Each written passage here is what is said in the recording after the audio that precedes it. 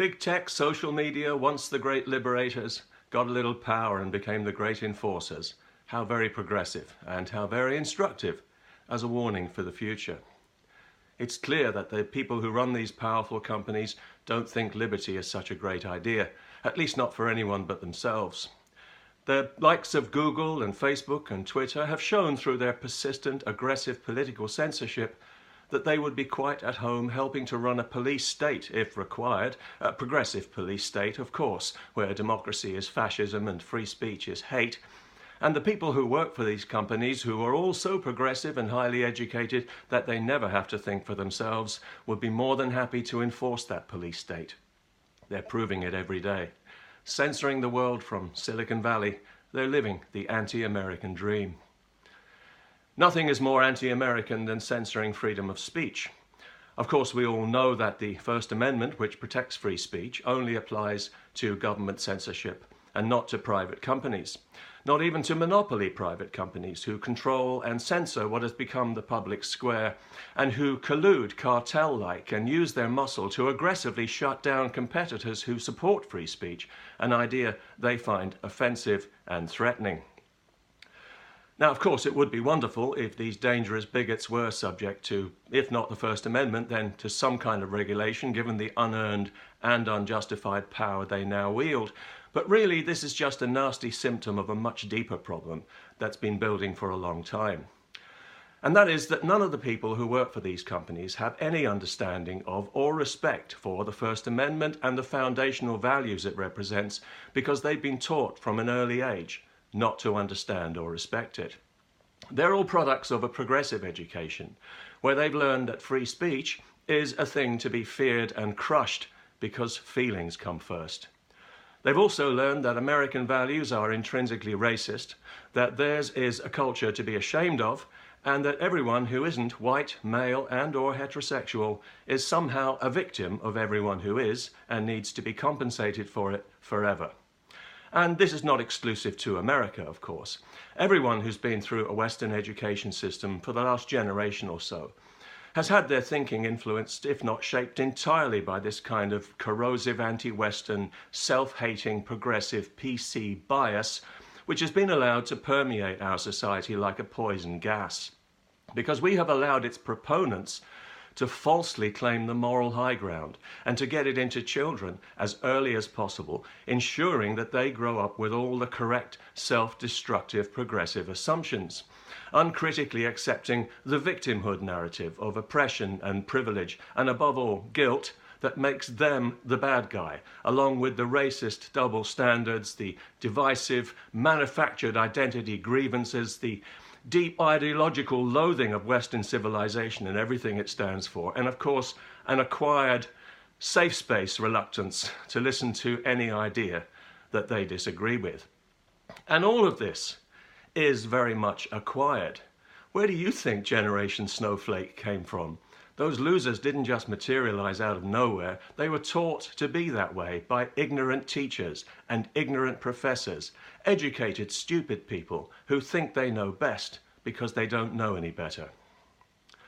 Teachers who take their progressive politics into the classroom, as many do, have no right to call themselves teachers. It's a serious betrayal on a par with being a crooked cop. You disgrace the profession and you destroy people's confidence in the profession. And if you are a student who's afraid to disagree politically with a teacher or a professor in case it affects your grades, you are being deliberately miseducated. You are being cheated. The primary purpose of a real education is to teach a person to think for themselves. You're being taught to do precisely the opposite. You are being intellectually swindled. Still, as long as you get that piece of paper at the end of it, who cares, right? You can go and get a job at Google or Facebook or Twitter. You'll fit right in with all the other progressive, programmed human bots living the anti-American dream. You know, many Americans might not be aware of this, but theirs is the only country on earth where a person can express an opinion, any opinion, without fear of arrest. The reason for this, the only reason for it, is the First Amendment to the Constitution, whose 45 words are among the most important ever written in the English language. The First Amendment protects Americans from, among other things, the kind of unjust and tyrannical speech laws that have become the norm here in Europe, where the wrong opinion can literally send you to jail. So if I was an American, I would be paying close attention to the rapidly changing state of free speech in progressive Europe, and even closer attention to the health and integrity of the First Amendment, which is going to come under sustained attack from this generation of progressively miseducated half-wits. They're already trying to claim that so-called hate speech is not protected by the First Amendment, but of course it is, because the US Constitution was drawn up by men who were wise enough to trust freedom-loving people to settle their differences through argument and debate, and not through government censorship. Americans are fortunate that their country was born during the Enlightenment, when it was assumed to be self-evident that a free society is a healthy society. If the country was being born today, the Constitution and the Bill of Rights would look very different, and the First Amendment, if it existed at all, would be subject to all kinds of progressive weasel words, caveats and restrictions that safely nullified it European style. Right now, it protects the last remaining flame of genuine free speech on this planet. And that's why it matters, not only to Americans, but to all of us. Because if that flame is ever allowed to die, the rest of us will have nothing from which to relight our torch, and it will be over. So you would think, therefore, that the vital importance of the First Amendment to global freedom would be prominently taught in American schools and universities as a matter of pride and as a matter of course. You would think that there would be constant reminders to students throughout their educational career of the unique liberties that they enjoy thanks to the First Amendment, and you would think that students would come out of the education system determined to promote and defend the First Amendment and their own liberty against all comers. You would think. If that were the case, and who knows, perhaps in a healthier parallel universe it is, this repressive anti-American social media political censorship of freedom of speech would not be happening. It wouldn't even be possible, because they wouldn't be able to find enough willing anti-American stooges to impose their cowardly police state puritanism and their rancid anti-American dream. It would be a matter of public shame, as it should be now. But unfortunately, a progressive education turns people anti-American by instinct, and it makes them utterly shameless. It turns them into the kind of self-righteous imbeciles who would love to replace the First Amendment with Europe's ugly hate speech laws, and they're softening Americans up for that now through the education system. Kids are coming out of school with the idea that the First Amendment is an archaic white supremacist throwback, a dangerous anachronism, an impediment to progress that promotes hate. Its values are from a more primitive era, and it should be repealed for the sake of inclusion.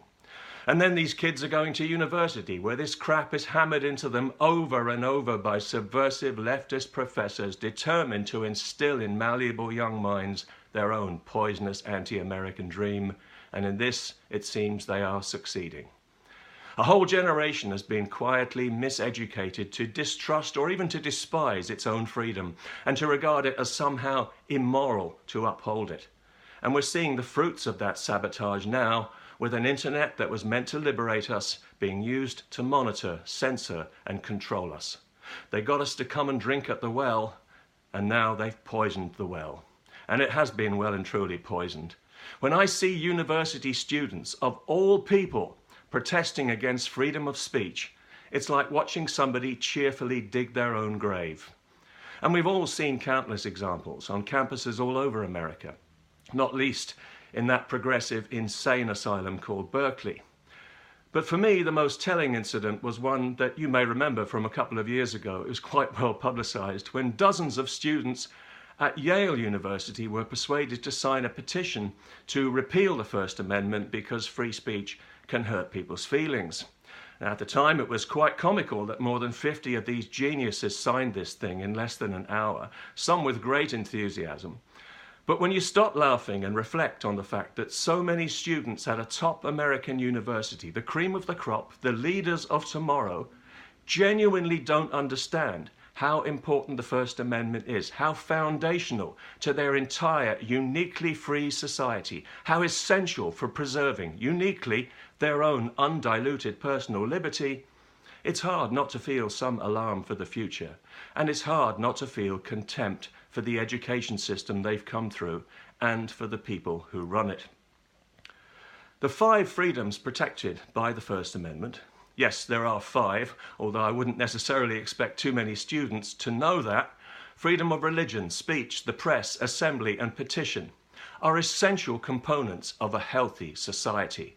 Collectively, they should be an essential component of anything that calls itself a university education or even a basic education. We all know that prejudice is ugly, but censorship is worse because it doesn't make bad ideas go away. They simply fester and grow. Get them into the light where they can be examined, dismantled and ridiculed to death. You know, the way we used to do things before we all went insane. Human progress depends on liberty and the free exchange of ideas. That has been conclusively proven. It's the reason why Western civilization is by far the most advanced in human history, and it's why societies that practice censorship always lag behind. They stifle themselves from within. The First Amendment to the US Constitution is a written guarantee that that can never happen in America. Each of its 5 freedoms reflects in its own way the very important core principle that nobody should be silenced, that everyone should have their say. That is the oxygen of our civilization. To restrict it is to commit slow suicide. And you can come out of university with all the letters in the world after your name, but if you don't understand that, and if you don't, therefore, understand and appreciate the profound wisdom in the 45 words of the US First Amendment, you have not been educated. You've been processed. You've been cheated. You've been swindled out of your birthright. And now you're living the anti-American dream.